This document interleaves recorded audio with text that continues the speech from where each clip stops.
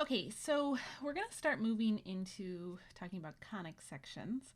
Our next series is going to focus all about that. And conic sections are the shapes you get from intersecting a plane with a cone. So it's easiest to just show you this visually. So here's my cone.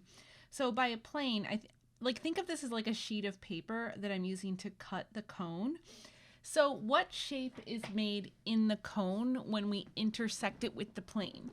So in this case, if I just go straight across a cone, the shape that would be formed here by this intersection is a circle. And we've talked about circles in previous videos, so we actually will not review that. I can drop a link to that though on my website if you want to go back and review them.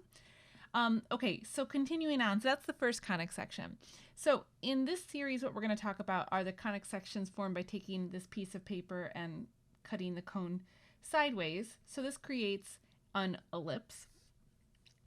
We also have, so if I were to take this cone and then go this way with the sheet of paper, so that would form an ellipse. And then finally, if I have two cones and I've got them side by side like this, and then I take a really big sheet of paper, this will form what's known as a hyperbola. So the one thing I want to say about this is, like, you might be familiar with some of these shapes. The thing to note is that we look at conic sections in a specific, or you could think of that as like a slightly different way. So the thing is to pay attention as to like what's different about this. You can use some of the old knowledge that you've had, but you have to also understand now this like new way that we think about conic sections.